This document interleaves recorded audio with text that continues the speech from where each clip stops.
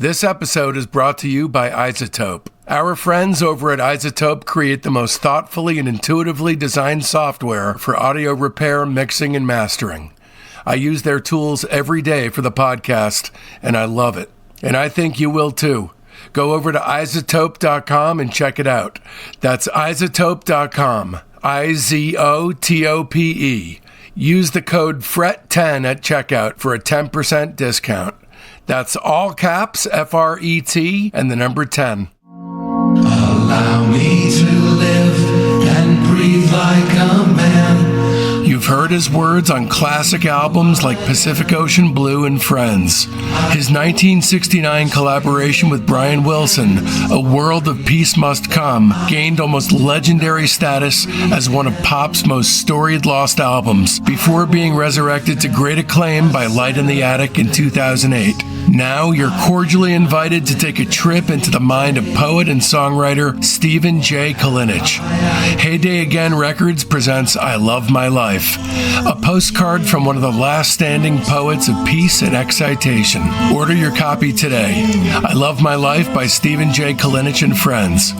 You'll see why heavy hitters like Brian Wilson, Dennis Wilson, Paul McCartney, Steve Cropper, P.F. Sloan, and Diana Ross have all worked with him. I Love My Life by Stephen J. Kalinich. Order today at realgonemusic.com. Again, that's realgonemusic.com.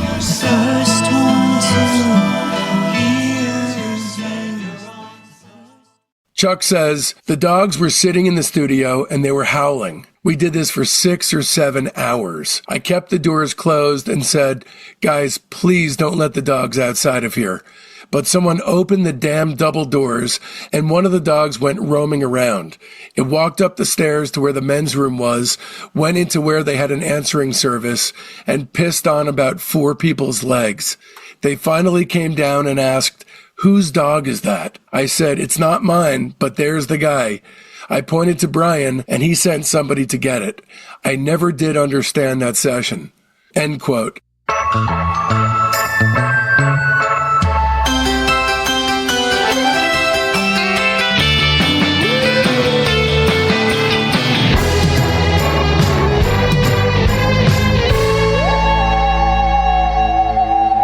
Welcome to another episode of Discograffiti's wildly in-depth Beach Boys series and Your Dreams Come True, where Brian Wilson freaks like you and me get our chance to delve deep into the barely believable history and prodigious discography of my favorite band of all time, and also coincidentally the best, along with a slew of over 50 top-shelf guests, ranging from musicians inspired by their work, family members, documentary directors, songwriting collaborators, Beach Boys authors, producers, touring band members, and for good measure, some of the Beach Boys themselves. I'm your host, Dave Gebrow, and special thanks goes out to co-producers Chuck Granata, Dennis Dyken, and Mark Freed, without whom this series would not have happened.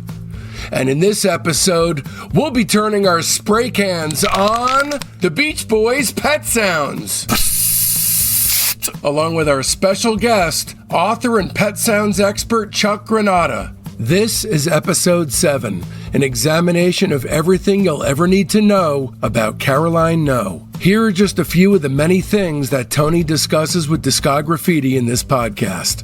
How Pet Sound's final track differs from the rest of the record, the many possible Carolines who may have inspired the song, what writing the song wound up setting in motion for Brian as he attempted to reconnect with his high school crush, Carol Mountain, an intensive breakdown of the song's mysterious coda, and how both Chuck and I connect with Caroline No in a laid-bare, explicitly personal way.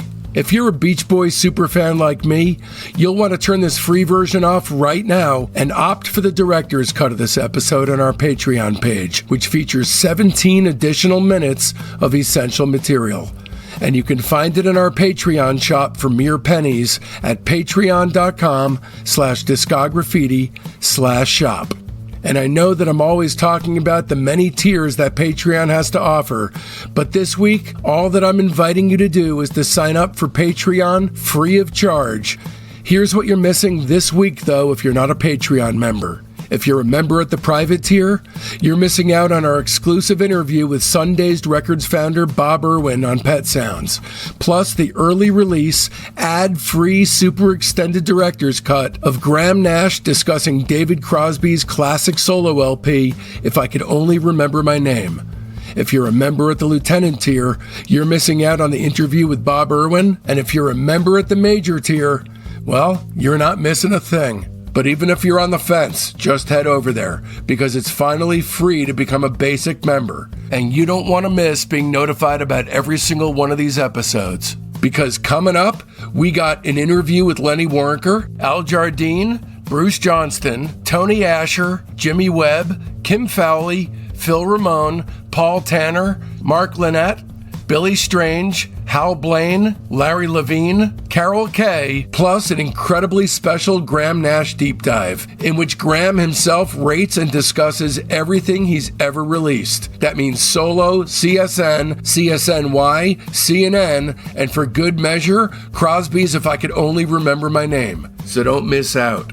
Open up your listening app right now and subscribe. And away we go then.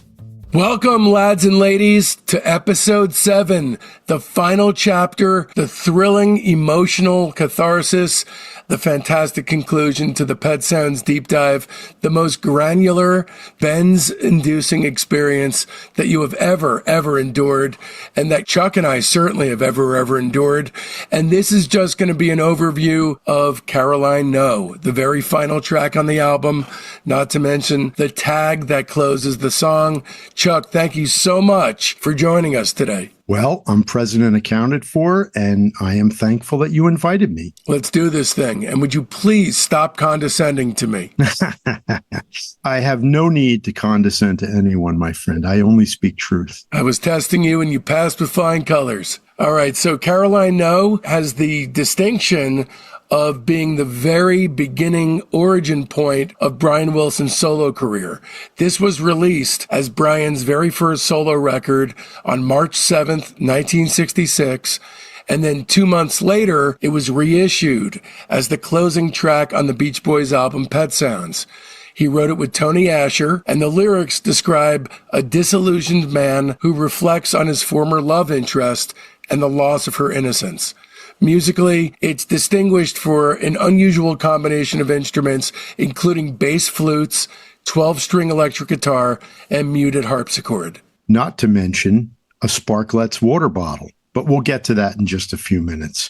Brian produced this track in early 1966 at Western Studio with 12 session musicians who variously played harpsichord, flutes, guitars, basses, and vibraphone. Brian later cited Caroline No as his favorite track on Pet Sounds. I can't disagree with that.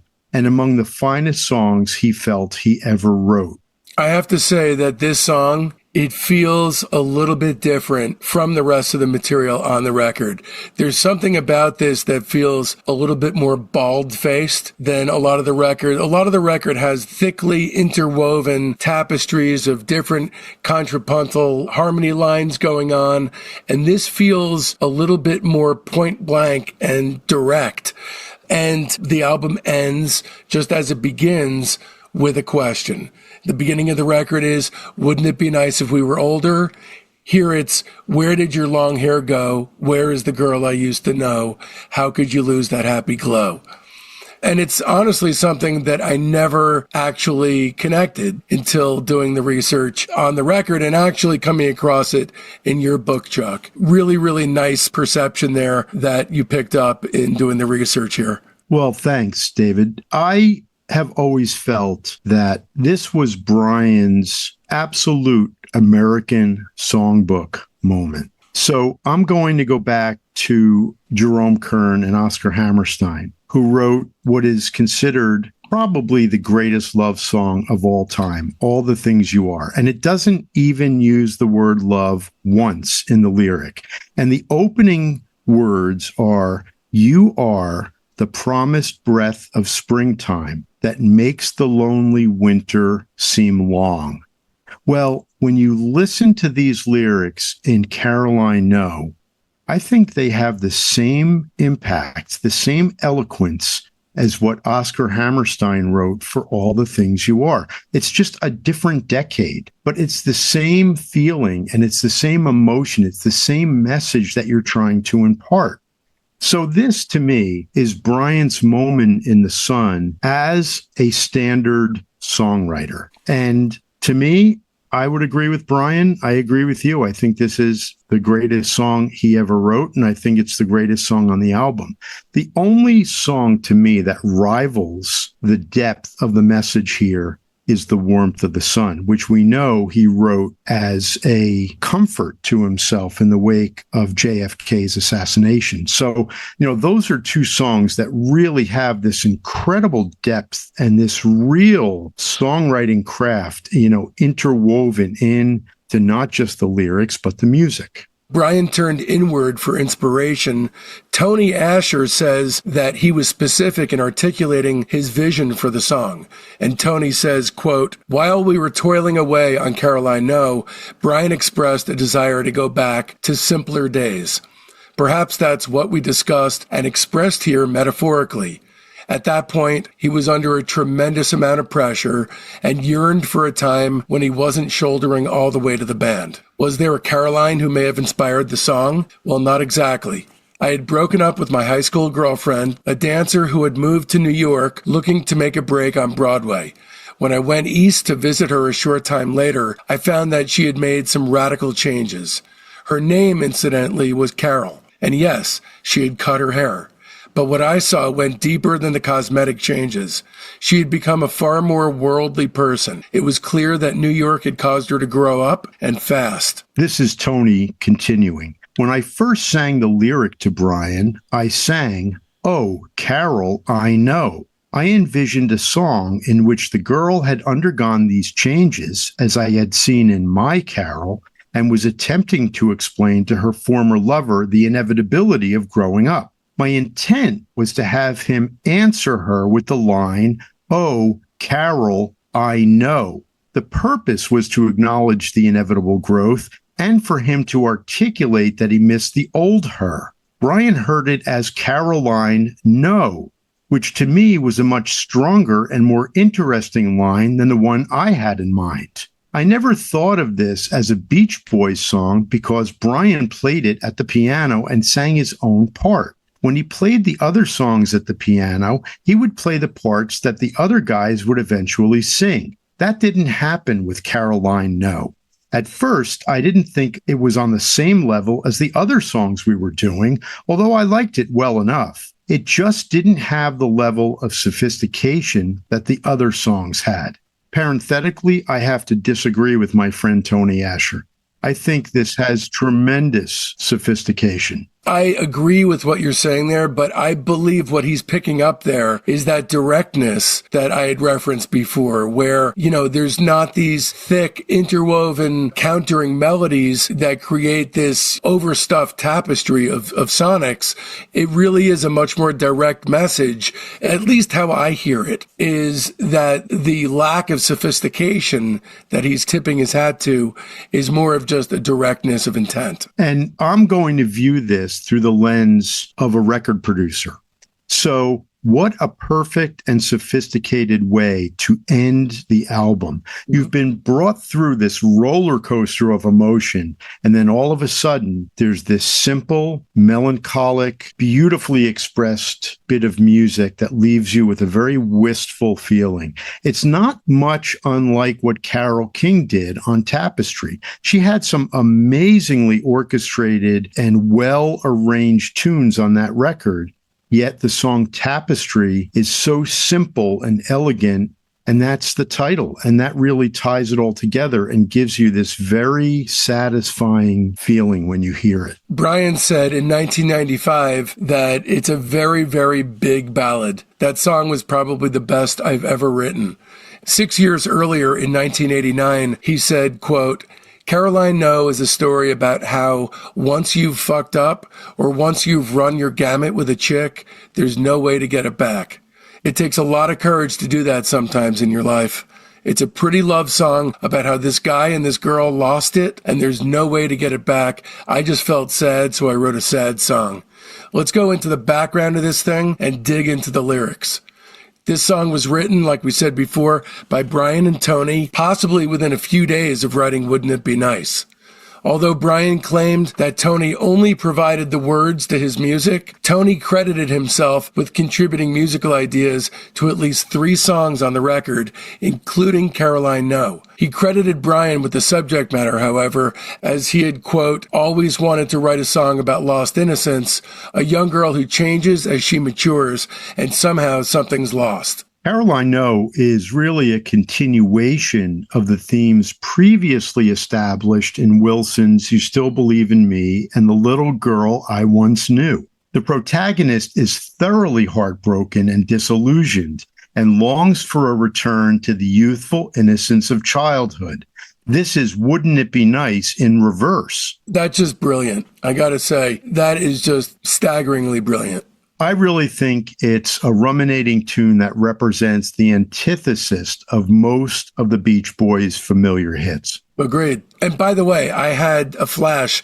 If you took out the title track and right in that spot put in The Little Girl I Once Knew, that would be a really interesting twist in the record, because you have 2 songs that are both about loss of innocence, but the tone is 180 degrees different. Interesting. Anyway, just a thought. It was a flash in my mind, and I like that. It would play interestingly. But the thing I think about the most about this song is what inspired it, because there are so many possibilities, especially if you throw Tony's possibility into the mix. But like their other collaborations, Caroline No was based on the songwriter's real-life experiences. According to Tony, the discussions that led to the song had revolved around, quote, how wonderful it was when you first meet a girl and she looks great, and how terrible it is when you know you'll be breaking up at any moment, end quote. He said that it was originally a happier song, but Brian moved it into a sadder direction because Brian was, quote, saddened to see how sweet little girls turned out to be kind of bitchy, hardened adults, end quote. Don't we all?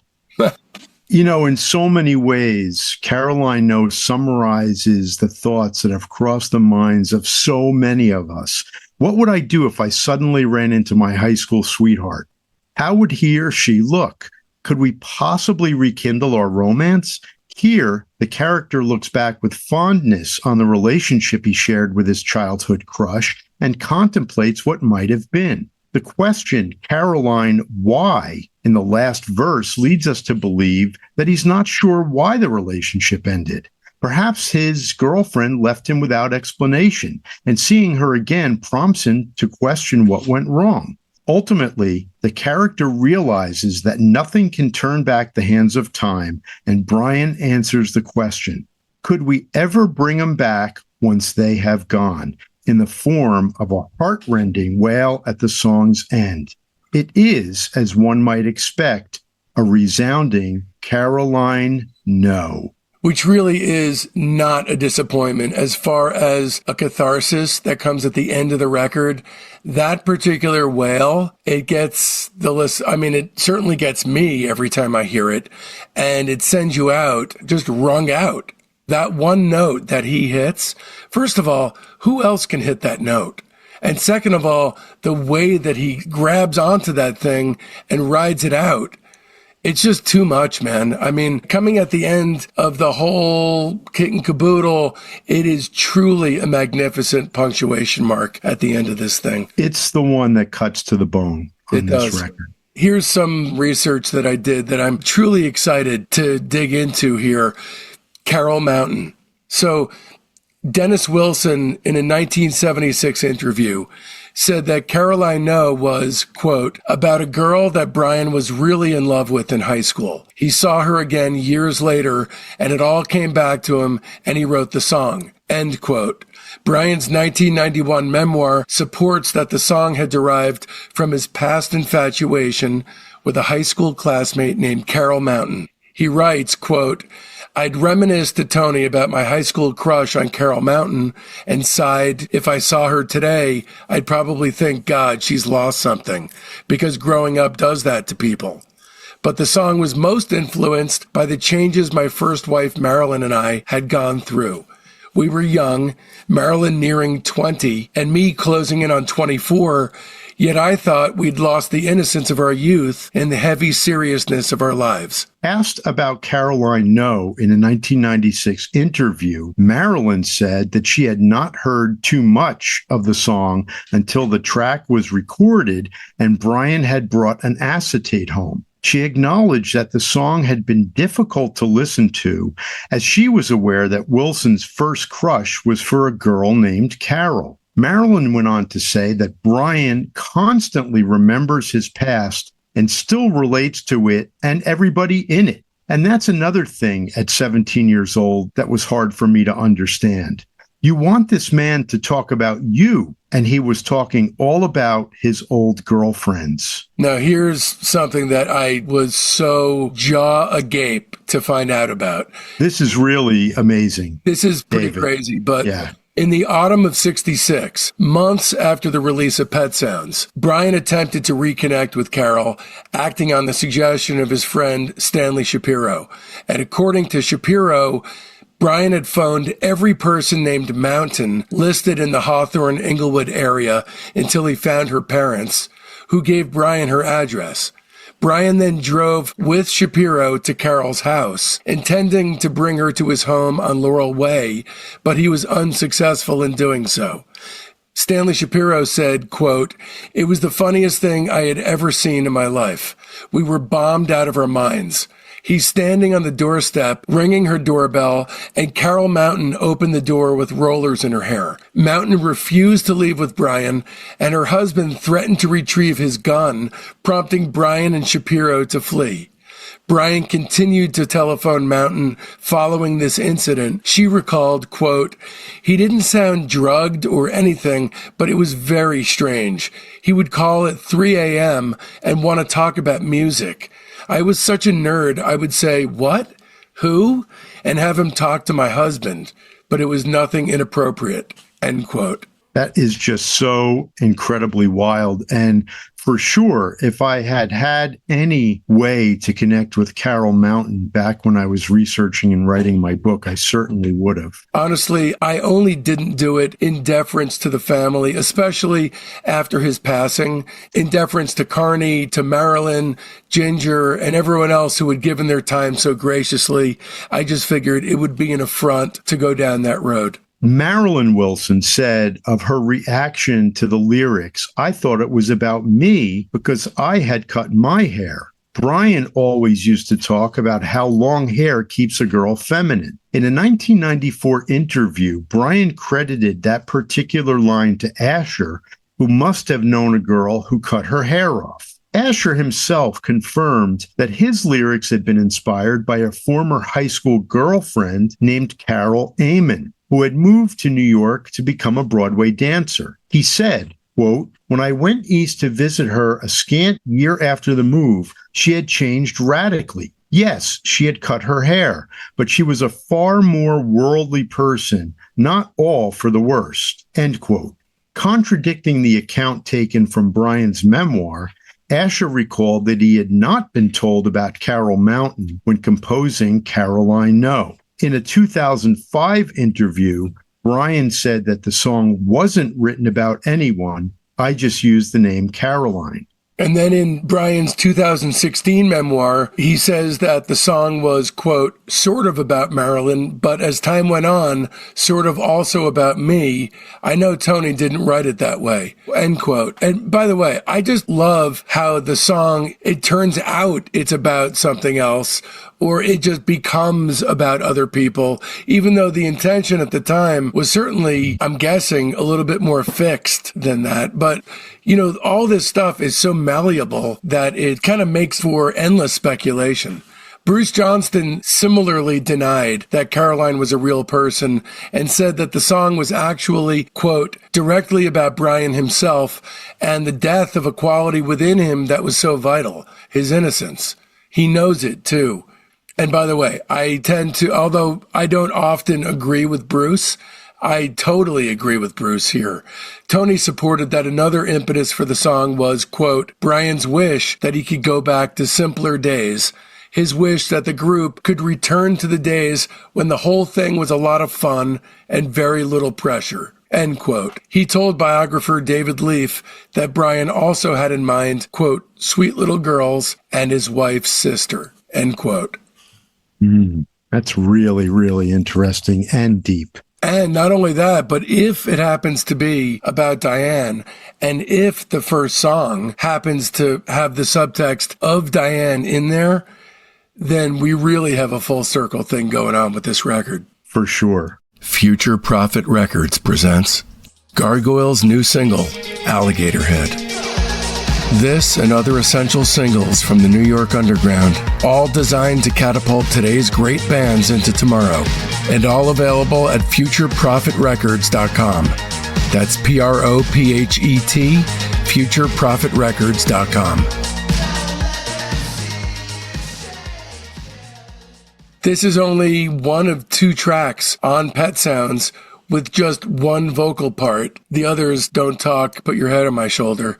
Jim Fusilli, who's the author of the 33 and a third book on the album, concurred that, quote, in many ways, it's a jazz tune. Some of those chords are jazz chords, end quote. Tony said that he had implored Brian to incorporate the bass flute, so apparently that's Tony's idea. Brian commented, quote, the fade out was like a 1944 kind of record. Listen for the flutes in the fade out, end quote. You know, that bass flute is so effective.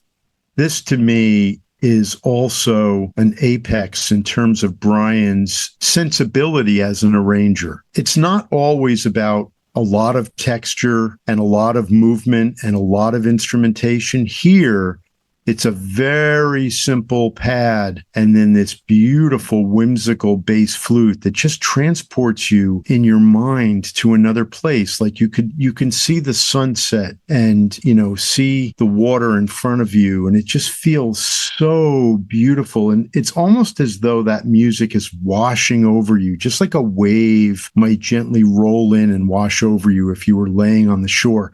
And that's really music at its best. It's when it moves us to have a picture in our mind of the setting for which it was written. And I don't think Brian ever did it as well as here. To me, the flutes are the innocence, and the fade is the slow disappearing of that innocence. It's perfect. And that's a perfect metaphor, honestly. In recalling the sessions for Caroline No, my dear friend, bassist Carol Kay, said, quote, something must have happened to Brian. I can remember he looked so sad. When he'd catch me checking out his face, he'd look back at me with a kind of deep, unexplainable, sad look. I had never seen him like that before. He was happy with the music, though. It seemed to be his expression of some feeling he couldn't put into words. Not much of a tune, just a mood, end quote. Now, earlier takes featured an instrumental intro before Brian opted for the final arrangement. An empty Sparkletts water cooler jug struck from the bottom with a hard percussion mallet. That's not an easy sound to obtain. They actually took the water jug, put a microphone inside. Hal Blaine struck the bottom with the mallet, and then they processed it to give it that really interesting sound. So again, another production technique that really lends Caroline No a beautiful aura and atmosphere. Tony Asher remembered that he never had the impression of Caroline No being a Beach Boys song. Unlike the pair's other collaborations, Brian never demonstrated on piano the vocal parts that its bandmates would sing, and ultimately they didn't sing anything on it. During the mastering process, Brian sped up the track by a semitone, following the advice of his father, Murray, who thought that the vocal would benefit from sounding younger. In doing so, the song's tempo increased by 6%.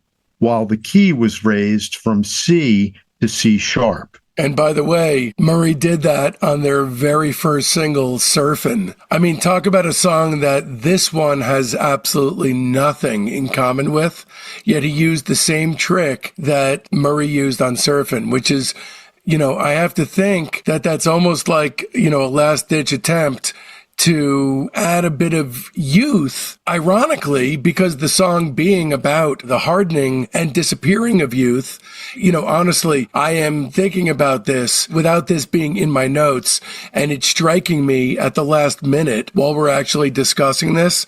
I'm blown away by it. This guy is trying to inject a tone of youth into a song that's about the loss of innocence, and I'm realizing how unbelievably brilliant that is. Here is a song about loss of innocence and about the end of youth, and he's trying to make his vocal sound younger. Do you think he actually intended thematically for that to be an element here? I guess in a way, but doing something like that is always a dicey proposition, especially when this song was not a standalone that wouldn't be heard right next to all these other tracks. And if you veer too far, you risk it sounding almost cartoonish. It would sound like the Chipmunks, which is right. What they did to make the Chipmunks. Yes, but not quite that bad, because 6% is not a huge increase, but it's enough to change the key. I don't know if he would have made that conscientious decision. I'm not really sure. That's a great question. Maybe he was just trying to give the single more of a chance in the marketplace by giving it a youthful kick in the butt. But what I'm saying is that it ties in thematically in a way that's so profoundly deep that it possibly could have been unconscious. I think it was unconscious, but I think its placement on the album was deliberate. I would be shocked if he didn't give some real thought to the placement and where Caroline No stood on the album, because it's so powerful and it's such an important message. I mean, it really ties things up. I can't imagine that this wasn't always intended as the closing song. I think it had to have been, because where else would it go? There's nowhere else for this song to go but the end. And the failure of the song as a single to create a buzz raises a pretty important question, and one that you explore in your book, Chuck, in a very satisfying way. Would Pet Sounds have fared better had it been marketed as a Brian Wilson solo album?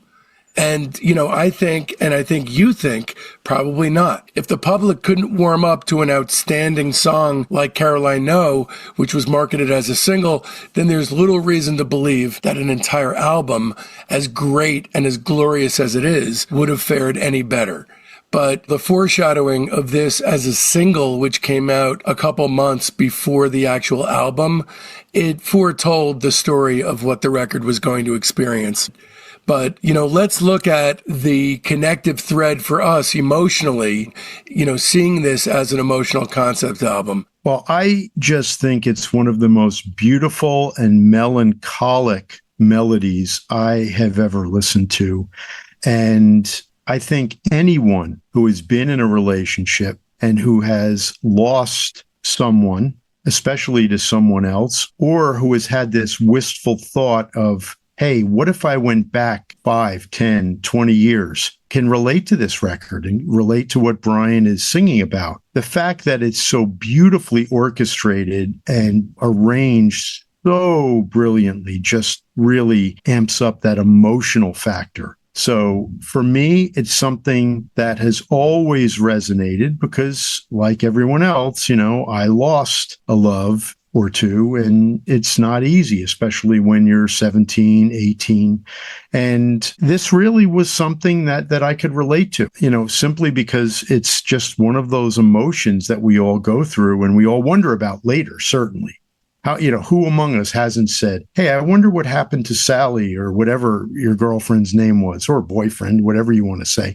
But, this really was a novel approach that Dan Fogelberg took really to its apex with his record, Same Auld Lang Syne, because it's the same idea, except he actually writes about running into his old girlfriend in the grocery store and that interplay between them, that awkwardness, but that warm feeling that he got. I think that's really a bookend to Caroline No in terms of a thematic way to look at lost love. I mean, for me, I really find it to be a much more interesting song when it's not pitched as a Carol Mountain song or a Marilyn song or the other Carol that Tony was singing about. I connect mainly with this being a self-reflective look at loss of innocence. That's where it really hits hard for me. I agree. It's easy to point the finger out at someone else's lost innocence, and to me, makes it a much less interesting song. But taking responsibility for and mourning the loss of your own innocence is something far different entirely, and it's a much harder topic as a song to tackle.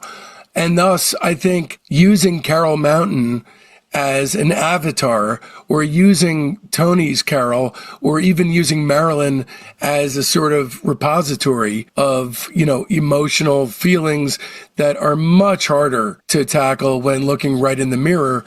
When I think about this song as something that Brian is singing to himself through somebody else, it hits really hard. And for me, it was difficult to let go of my innocence. It was not an easy thing for me to do because I truly believe that kids and dogs are really the ultimate in terms of the source of wisdom that we have on this planet to learn from. I don't think kids have nearly as much to learn from adults as we do from children. And to have all that taken away as you grow up and get older and, farm that out based on being sort of once bitten, twice shy, learning from experience, and then finally being, a more hardened adult is a very painful process, was a very painful process. Giving that up is giving up wisdom, is giving up true wisdom for me to really kind of turn around and concede to the fact that you've gotten older and you're grown up fucking sucks. It's terrible. And I don't want any of it. I don't want any of being an adult because it's really for the birds. What do they say? Growing up ain't for sissies? It's definitely not. Being an adult is no fun. Even the versions of being fun that adults have are awful. What is it, like potluck parties and bedtime at 9 and it's just awful. Well, listen, we're there. We're past our middle age. So I take a lot of... I don't think we're past our middle age. Oh, well, I'm 62, so I'm past my middle age. Yeah, you're older than me. You're definitely... I am. You're, looking into hospice at this point. I'm not... I'm making arrangements in case I need hospice, at least. That's for sure. No, I really get what you're saying, but I don't ever feel despair. I feel like I am fortunate that I have this deep appreciation for music, and that's what keeps me focused on moving forward. Music keeps me young for sure, and my son keeps me young. And my kids too, of course. That goes without saying.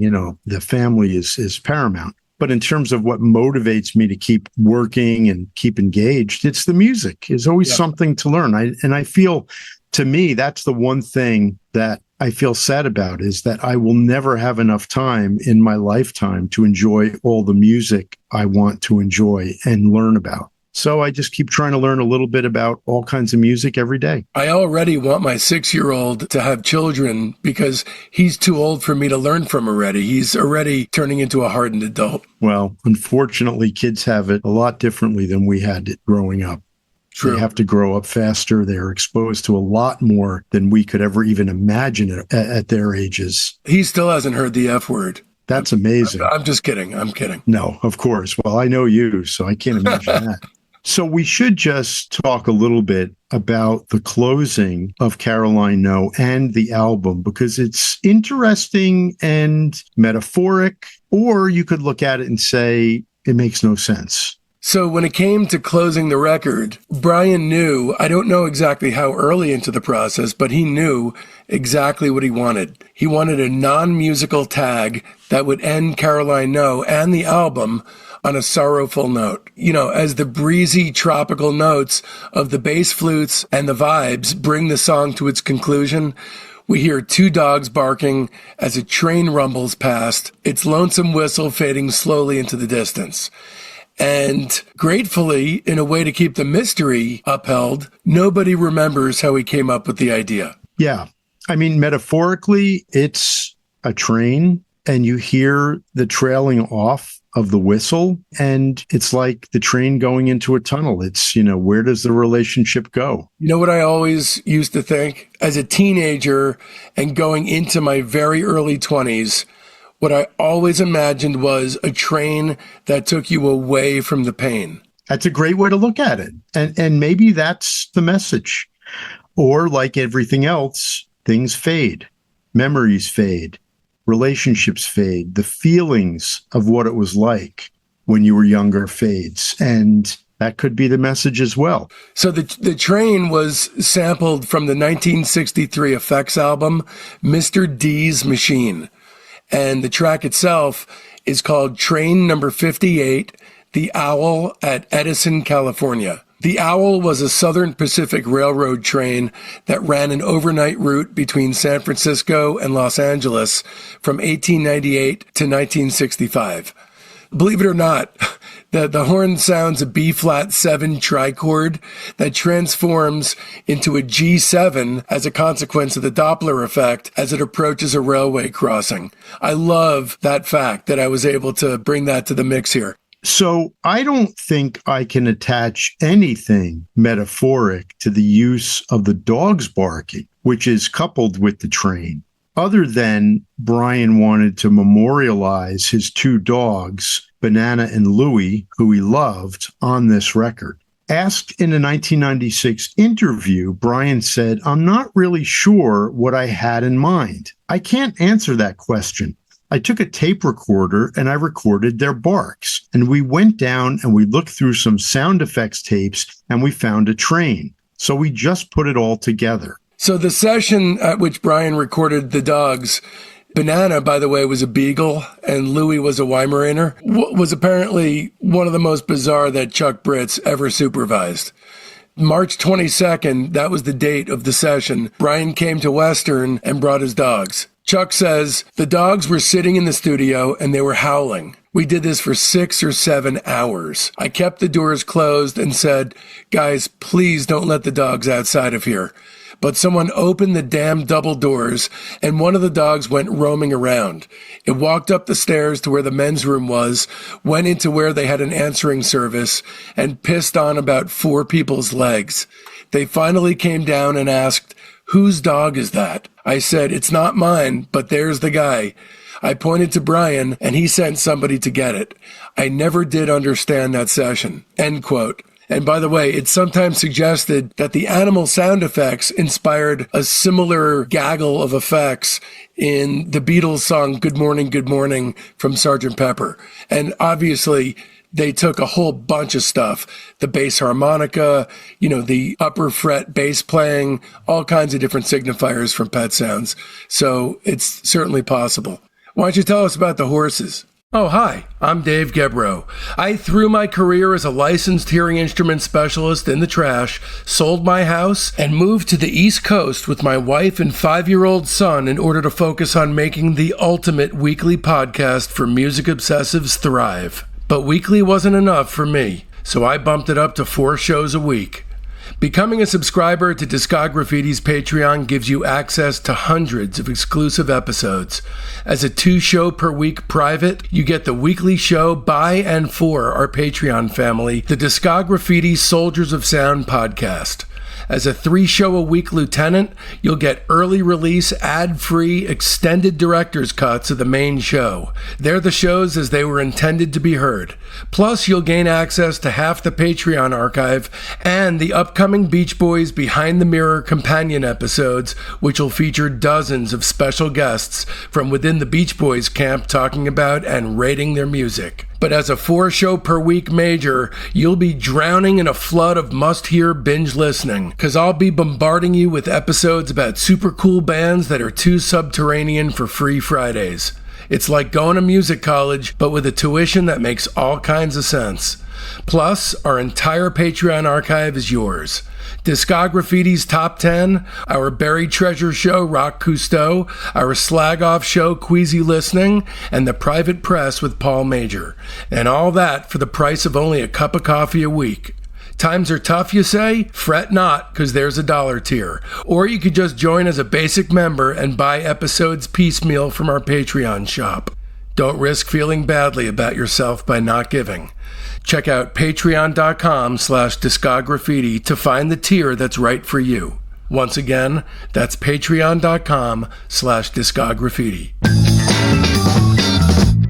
This episode is brought to you in part by Bespoke LA. Located in the Fairfax district of Los Angeles, Bespoke LA is the modern podcaster's dream come true. It's got 2 podcast pods available, one with audio only and the other with both audio and video. Just think, you can start your own podcast tomorrow without investing a single penny in equipment. What, you don't have experience editing? Don't even sweat it. For an additional fee, Bespoke LA can edit your podcast. Or not, it's entirely up to you.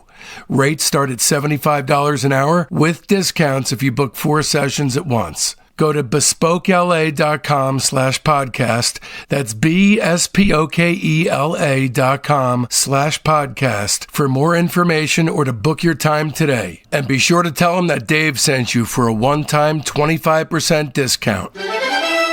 Oh, the horses. Oh my gosh. I mean, if things weren't as crazy as they could get, Chuck Britz was absolutely unprepared for one of Brian's next requests. Thinking it would make for a great album cover, he wanted to photograph a horse in Western Studio 3. And I want to say the Pet Sounds CD release from 1990, the reissue, has a little bit of this conversation, but not the whole thing. So to actually know the whole vibe of what happened is really cool after decades of sitting with only a clip of that conversation. It's pretty wild. And you could hear the incredulity in Chuck Britz's voice. Brian said, "Hey, Chuck, is it possible we can bring a horse in here if we don't screw anything up?"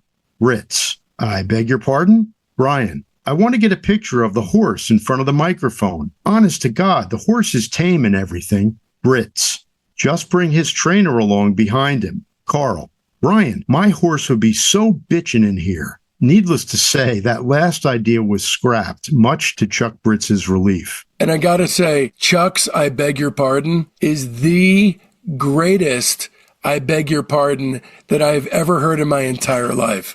Yeah, it really is the greatest usage of that phrase I've ever come across in my life. Well, he just can't believe it. He's truly perplexed, truly perplexed. Edwin Pouncey of The Wire describes the atmospheric, evocative, and lonesome-sounding album tag as one of several notable pop and rock musique concrète flirtations from the period, while Adam Webb of BBC Music deems it a forlorn soundtrack. It's nice, actually, to just touch on the tag, because I feel like, honestly, just those few seconds, it's easy to blow through it, but I really tried to squeeze as much factual information out of my research as I could from your book, from other sources. I mean, even just what the track that train was taken from is called.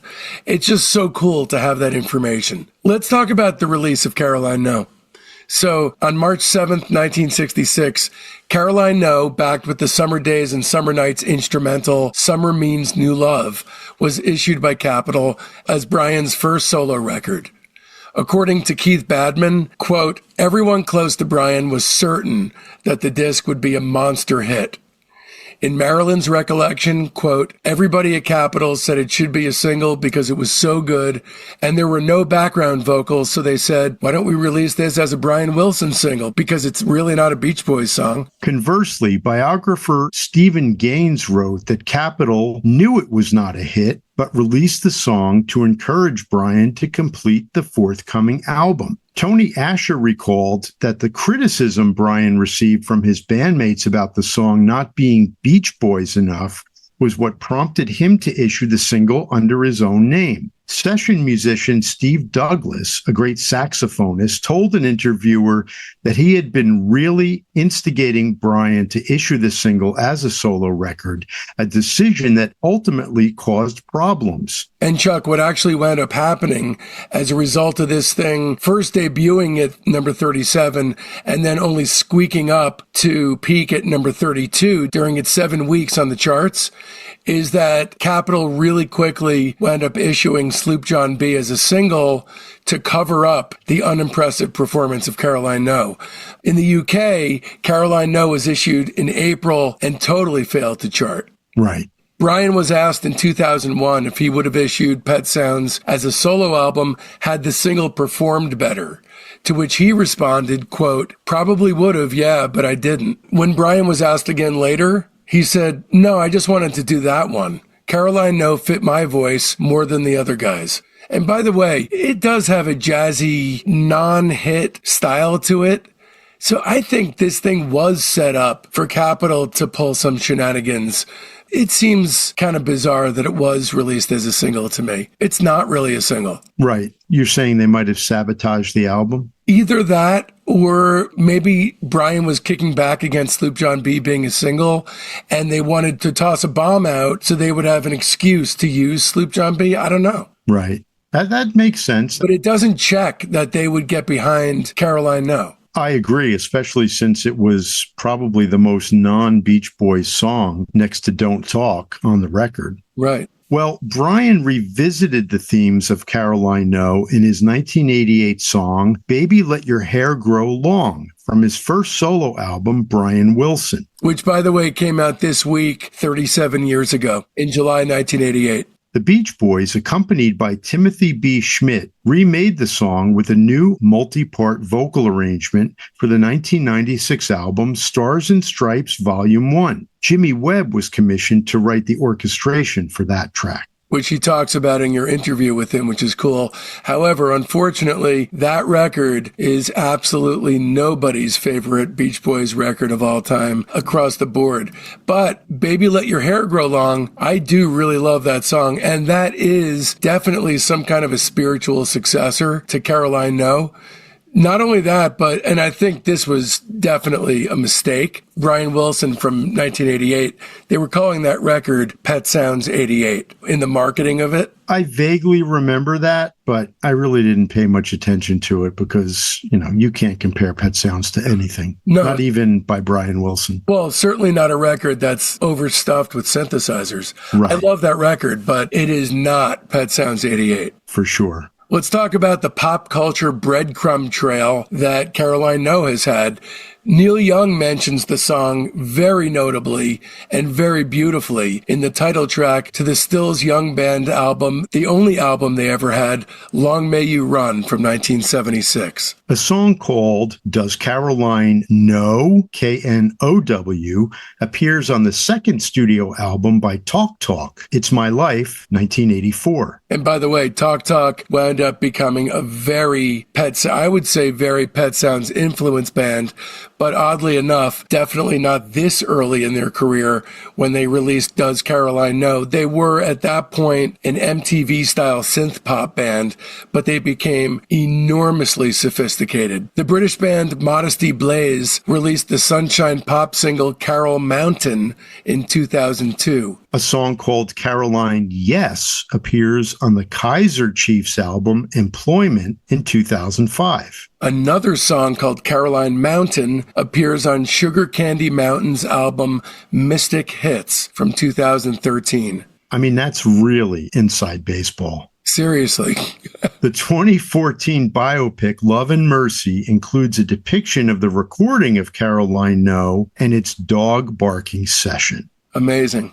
There's a whole slew of cover versions of this song. The first one was by the Holly Ridge Strings on their album Beach Boys Songbook Volume 2 from the year 1967, which is only months after this came out. A year later, Nick DeCaro covered it in 1968. In 1970, his old pal Gary Usher did it for Add Some Music to Your Day, a symphonic tribute to Brian Wilson. And by the way, parenthetically, it is said that Gary Usher snooped into the Smile tracks, broke into the Smile tapes, and listened through them in order to create the Sagittarius song My World Fell Down. Was that sanctioned by Brian? How did he get the keys to the vault? In fact, all that kind of business is apparently what motivated Brian to start recording at home. That's fascinating. In 1993, Ian McNabb included it as a B-side to Great Dreams of Heaven, his 12-inch single. In 1999, the great Elliot Easton from The Cars recorded it for Sounds of Wood and Steel Part 2. In 2000, the Aluminum Group recorded it for a compilation called Caroline Now, the songs of Brian Wilson and the Beach Boys. Again in 2000, Eric Carmen from the Raspberries recorded a solo version of it for his album I Was Born to Love You. 2004, They Might Be Giants included it on Indestructible Object. In 2006, The Wedding Present did it for Do It Again, a tribute to Pet Sounds. And in 2009, Charles Lloyd recorded it for his album, Mirror. Charles Lloyd being an old TM buddy of the Beach Boys who did a bunch of absolutely incredible recordings with them in the early 70s that we'll be talking about down the line. And in 2011, from the group America, Dewey Bunnell did a version of it for Back Pages. Then in 2012, Eagle Glenn Fry covered it for After Hours. In 2013, Ken Peplowski did a version of it for his record Maybe September. And in 2019, Chrissy Hind of the Pretenders covered it for Valve Bone Woe. By the way, my buddy Ken Peplowski's version is really, really beautiful. Ken is a great clarinetist and saxophonist who played with Benny Goodman, is one of the greats in the jazz world and is so sensitive. And his version is one of my favorites. Really? Okay, I got to check that out. So once the songs were finished, Brian focused on completing the recordings while Tony Asher returned to his job at Carson Roberts, the ad agency. The lyricist recently characterized his weeks working on Pet Sounds as one of the true highlights of his life. Here's Tony on it. Quote, "For me, the whole experience was almost dreamlike. Unfortunately, he didn't have the chance to witness Brian polishing their words and music in the recording studio. Quote, Brian was spending more time in the studio, so we were getting together less often. I went to a few sessions, mostly string overdub dates. Brian would call me when he wanted me to hear something, but I was working and needed to refocus on my job. Except for those few sessions, I didn't hear the album until it was done." End quote. It was another 11 long years until the Beach Boys' Love You was released, and Brian said that it was, quote, "the first time since Pet Sounds that I've felt this thoroughly satisfied with an album." Amazing. It's profound. Yeah, for sure. Well, here's something I wrote just kind of off the cuff. I didn't trim or tailor or anything. This was just something I had to get off my chest as a capsule review of this record, seeing as it's meant so much to me and continues to this day. Pet Sounds is my second favorite album of all time. For me, the only record that affects me in a deeper, more profound, and more soul-shattering way is Smile, which is just around the corner. I always felt like Brian had to tend to all his earthly concerns so that he can lighten his load and be able to fly free, untethered through the cosmos, and tackle everything else that's not of this earth. Pet Sounds makes up the composition of the human heart. It's the DNA of the human emotional system, but Smile is, to me at least, every last thing outside of that. Literally all of time and space, man, woman, and child compacted into one work. In Finnegan's Wake, a device that I remember James Joyce used was that every person, every location, every last thing was an echo of everything that came before it in an eternal reverberation that began at the origin point when this whole shebang big banged. And that's Smile. And so obviously, when I take one of the two records into consideration, I can't not also talk about the other. They complement each other in an inextricable way.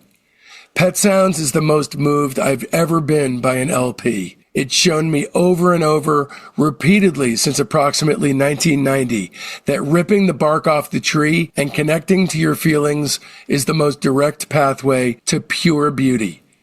How to thank Brian for this, really.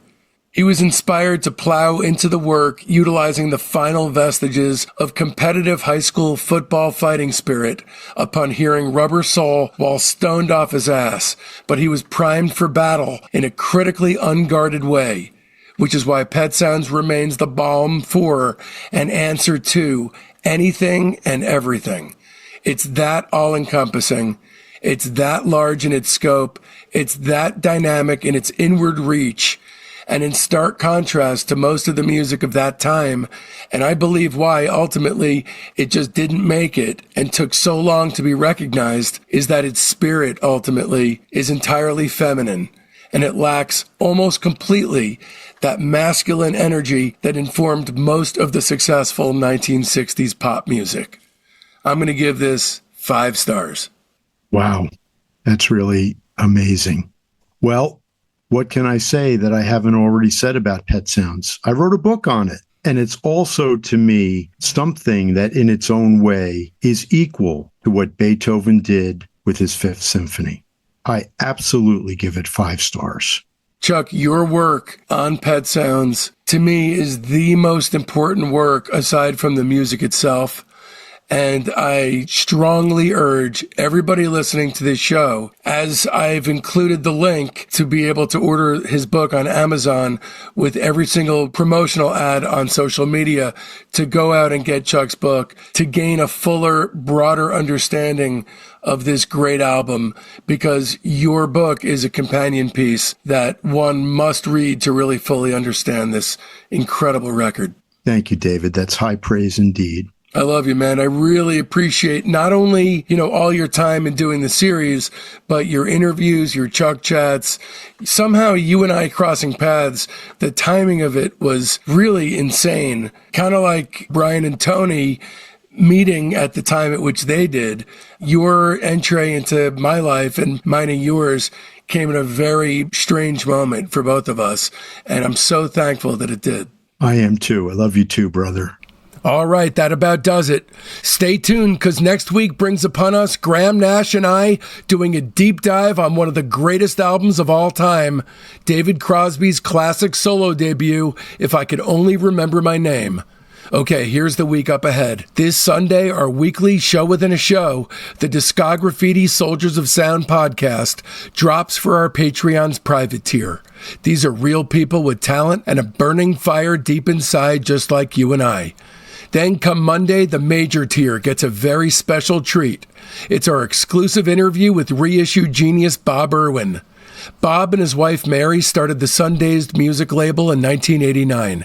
His skill at restoring old vinyl records for the then new CD format attracted the attention of major labels, who increasingly solicited him to help them reissue material from their back catalogs. His restoration work has included early material by the likes of Bob Dylan, Nancy Sinatra, and the Byrds. In this episode, Bob discusses his relationship with Pet Sounds, its standing in the pantheon no matter how many times you've heard it, its importance and influence on music in general, and the wonders of a technology with inherent imposed limitations. There will be a very short sneak peek running publicly for free on Monday morning, but the entirety of the show will only be accessible on the major tier of our Patreon. Don't miss it, or you'll only be getting part of the story. And then on Wednesday, the Lieutenant tier gets their early release, ad-free, super extended director's cut of our If I Could Only Remember My Name, Graham Nash Deep Dive podcast. It's the episode as it was truly intended to be heard, with all the essentials left intact. And then come Friday, everyone else gets to join in on the action. A heartfelt Discograffiti thanks goes out to my beautiful wife and son, Jen and Mason, Chuck Granata, Richard Holland, Rudy Fishman, Becky Boyd, Jay Schultz, Bespoke LA, my mom, my dad, Joe Kennedy for that killer new theme song, my incredibly loyal fans, and especially the entire Patreon community, the Soldiers of Sound. I love every last one of you, and this show would not exist without you, my friends. Speaking of friends, it's high time for some new ones. They're in our Facebook group, Discograffiti Soldiers of Sound.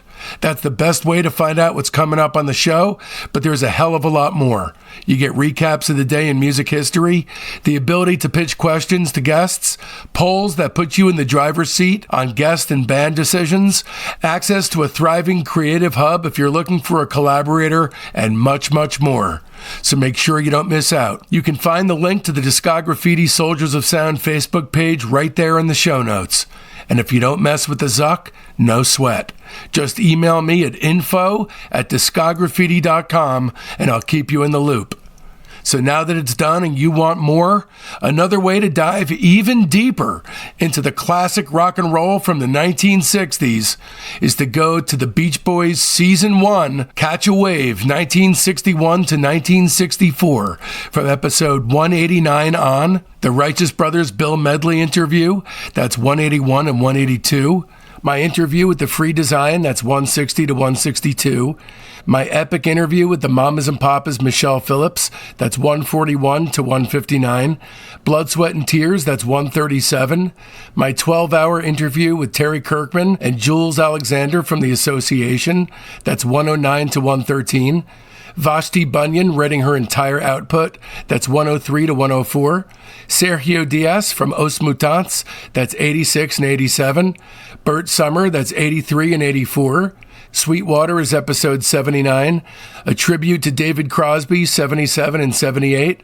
Andrew Tuttle rates the Monks, 74, Jim Florentine on Black Sabbath is 64 to 68, Lou Barlow on the Zombies is 59 and 60, Marvin Gaye biographer David Ritz rates Marvin Gaye, that's 45 to 47. Blind Faith is 43.